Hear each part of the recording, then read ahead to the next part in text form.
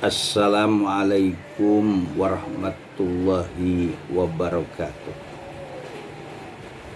Alhamdulillahirabbil alamin.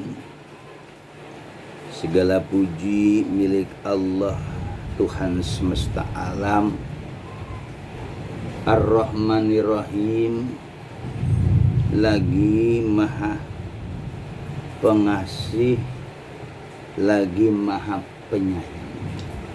Maliki Yaumiddin, raja atau yang memiliki hari pembalasan. Iyyaka na'budu, hanya kepadamu kami menyembah. Wa iyyaka nasta'in, hanya kepadamu kami minta pertolongan. Ihdinas siratal mustaqim, tunjukkanlah kami jalan yang lurus. Siratal ladzina an'amta alaihim, jalan orang yang Kau telah beri nikmat atas mereka. Ghairil maghdubi alaihim, bukan jalan yang Kau benci. Waladhdallin, dan bukan jalan yang sesat. Amma ba'd. Para jamaah dimanapun berada, jamaah Ustadz Jakat Thorik 165, alhamdulillah bersyukur kepada Allah menjelang asar atau sudah masuk asar. Alhamdulillah Jakat Thorik bisa bermuajahah di video ini dalam rangka ngaji ta'lim atau kajian asar. Pada kesempatan ini Jakat Thorik 165 akan membacakan ayat surat An-Nahl ayat 43. Bismillahirrahmanirrahim. Fas'alu ahla dzikri in kuntum la ta'lamun. Tanyakanlah olehmu, jangan nyalahin dulu. Tanya dulu, jangan curiga dulu. Jadi di sini Allah memerintahkan bertanya. Jadi kalau sesuatu yang kita memang belum menguasai ilmunya, tanya dulu. Bertanya kepada siapa? Kata Allah, ahla dzikri. Ahli dzikir, orang alim, orang yang ahli, orang yang punya ilmu tentang tata cara berzikir. Ahla dzikri, tanyakanlah olehmu kepada ahla dzikri, kepada ahli, orang yang tahu tata cara ilmu dzikir. Kapan? In kuntum la ta'lamun, jika kamu memang belum tahu ilmu, belum tahu ilmunya, tanya.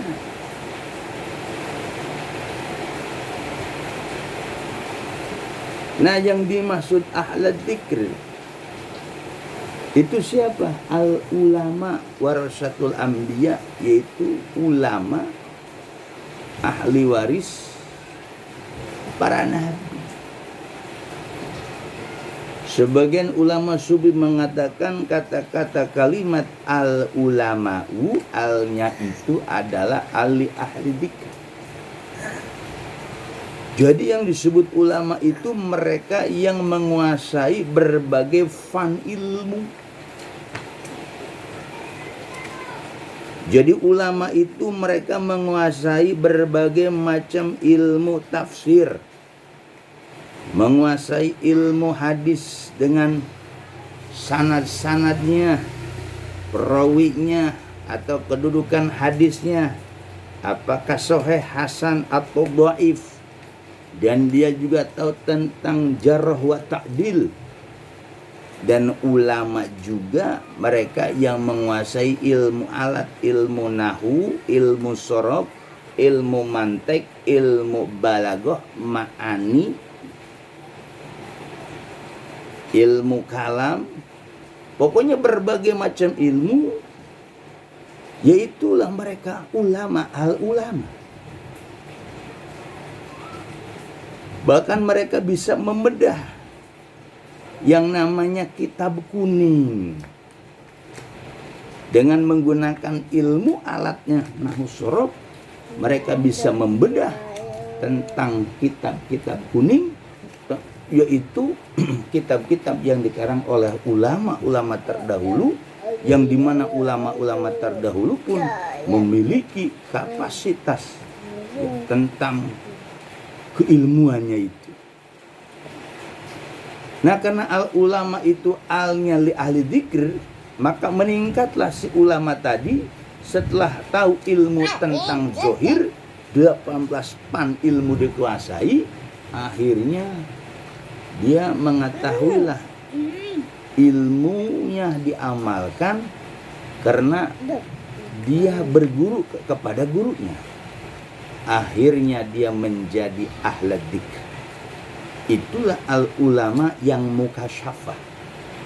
Jadi setelah mereka menguasai berbagai macam ilmu pengetahuan, akhirnya mereka naik tingkat derajatnya menjadi apa? Ahli dzikir. Dia dzikir dengan keilmuannya, mengamalkan ilmu dan diamalkannya yang dari gurunya. Itulah al-ulama warasatul anbiya. Jadi ulama bukan hanya penceramah, tapi ulama itu mereka menguasai namanya kitab-kitab kuning, menguasai berbagai macam pan ilmu 18. Kemudian dengan ilmunya dia amalkan yang dapat dari gurunya dan diamalkannya, maka dia menjadi ahli dzikir, termasuk ulama yang ahli zikir. Dengan zikir tersebut ulama tadi menjadi mukasyafah, terbukalah hati. Nah, makanya kata Allah, fas'alu ahla dzikri in kuntum la ta'lamun. Ketika kau tidak tahu, maka ketidaktahuan dirimu itu kau harus tanya kepada orang ahlinya, orang yang sudah memiliki ilmu tata cara zikir. Kita tahu zikir itu ada zikir umum, zikir yang dilaksanakan oleh masyarakat umum seperti subhanallah, walhamdulillah, Allahu akbar, la ilaha illallah. Itu siapapun boleh, karena itu zikir tingkatan umum. Tapi ada zikir toreko. Zikir toreko itu zikir yang memang harus digurukan kepada seorang guru, dan gurunya tersebut memiliki guru dan gurunya pun mengizinkan. Ada yang disebut zikir toreko, zikir yang membawa seseorang murid tadi, yaitu kepada mahabbah dan ma'rifat kepada Allah. Itu zikir toreko. Maka pada kesempatan ini zikir toreko atau yang bertoreko itu harus dia bertalqin kepada siapa? Ahlu talqin. Siapa ahlu talqin itu? Al ulama warasatul anbiya. Siapa ulama warasatul anbiya itu? Waliya mursida, atau guru mursyid atau syekh mursyid. Makanya ketika orang pengen talqin harus kepada syekh mursyid. Lagi. Nah, zikir toreko tidak lain adalah zikir yang diambil buat mendidik para murid-murid toreko itu. Diambillah kalimat tauhid, afdalu ma qultu ana wa nabiyya min qabli la ilaha illallah. Kata Rasulullah, seutak abdulu makultu, seutama-utama apa yang aku ucapkan dan nabi-nabi sebelumku adalah kalimat tidak ada Tuhan kecuali Allah. Itulah zikir tersebut dipakai riyadhah, dipakai mendidik, dipakai menundukkan nafsu amarah si murid tadi oleh para guru mursyid. Tapi memang syaratnya harus ditalkin. Apa itu ditalkin? Kata Rasulullah dalam hadis riwayat Hakim, ijra'u fi nufusikum syajaratal Quran. Tanamlah olehmu, tanamlah dirimu, yaitu pohon Quran. Apa itu pohon Quran? Kalimat la ilaha illallah.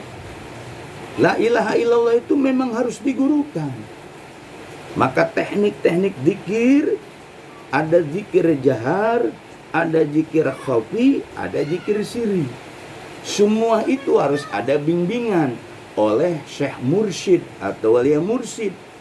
Bukan ulama syariat, bukan ustadz atau kiai, tapi mereka yang mengijazahkan, yang menanam pohon Quran tadi di dalam diri setiap manusia itu harus pangkatnya walia mursyid, syekh mursyid. Apa itu pohon Quran? Pohon Quran itu adalah kalimat la ilaha illallah. Kenapa disebut pohon Quran? Kita tahu Al-Quran jumlah seluruhnya 30 juz.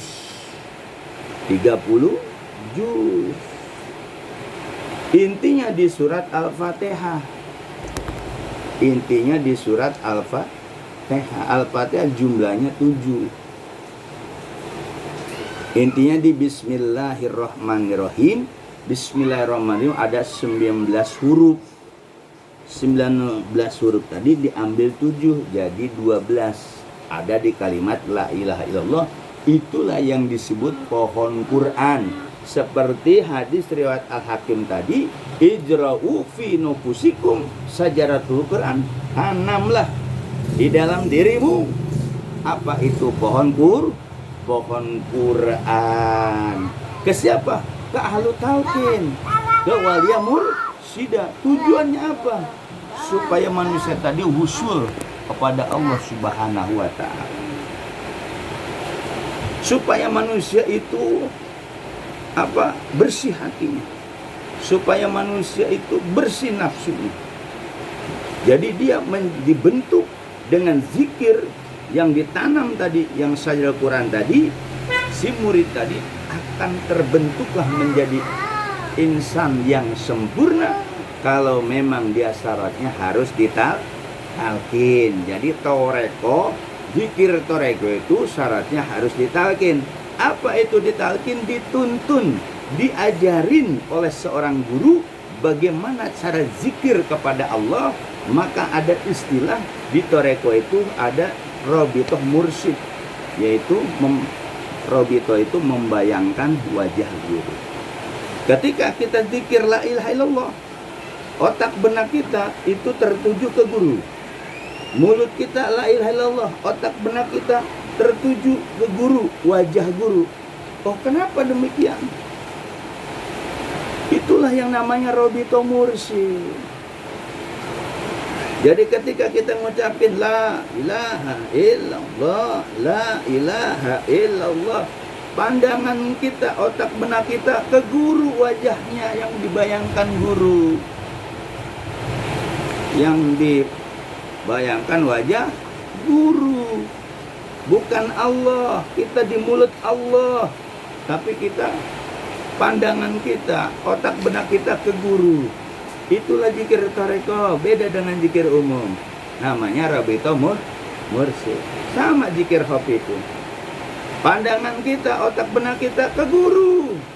Karena gurulah yang mengusulkan kepada Allah, karena guru mursyidlah yang mengusulkan kepada Allah zikir yang kita baca tersebut. Itu saudara. Beda zikir sama orang umum. Zikir tarekat juga khusus, karena dia akan ngebentuk mahabbah dan marifat kepada Allah Subhanahu wa ta'ala. Inilah ya segelumit sesingkat mungkin pengajian daripada waktu asar ya. Kita tarik 165, mudah-mudahan bisa diambil manfaatnya. Dan kalau belum paham jangan nyalain dulu, jangan negatif dulu, jangan bilang orang sesat dulu. Tapi kata Allah, fas'alu ahla dzikri in kuntum la ta'lamun, tanya dulu kepada ahlinya, baru kau komentar.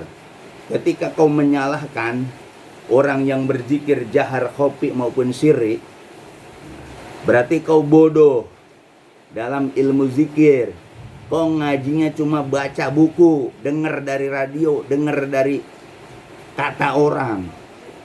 Mereka yang mengatakan toreko sesat menyesatkan karena mereka belum nyampe, ngajinya baru sampai huruf, ngajinya baru sampai kulit. Mudah-mudahan mereka yang memang belum memahami apa itu zikir toreko dengan robitoh mursyid tadi, membayangkan guru, mulut kita la ilaha illallah, hati kita zikir Allah, maka otak benak kita sebagai murid bayangkan wajah guru, karena guru yang mengusulkan kepada Allah Subhanahu wa taala. Kita sebagai murid atau manusia awam belum nyampe ke Allah, jauh. Yang mereka ngaku nyampe kepada Allah bohong, hoak di mulut doang. Coba kolbunya sudah ada latifah belum? Kalau mereka belum ada latifahnya di dirinya, maka mereka masih buta mata hatinya. Oleh karena itu, mereka yang belum mendapatkan talqin zikir kepada guru mursyid toreko, ayo mudah-mudahan tergugah ya. Jangan menyalahkan mulu, jangan negatif mulu. Fas'alu ahla dzikri in kuntum la ta'malun, tanyalah oleh kamu, jangan nyalain dulu, jangan pikir negatif dulu, jangan selalu orang itu salah, sesat, zikir gini sesat. Tapi tanya dulu kepada ahlinya, yaitu ahli tata cara zikir. Kalau kamu memang gak tahu, mudah-mudahan bermanfaat. Mudah-mudahan pada sore hari ini turun hujan membawa rahmat, memberikan kesehatan, memberikan kesuburan kepada kita. Saya akhiri wabillahi taufik walhidayah. Assalamualaikum warahmatullahi wabarakatuh.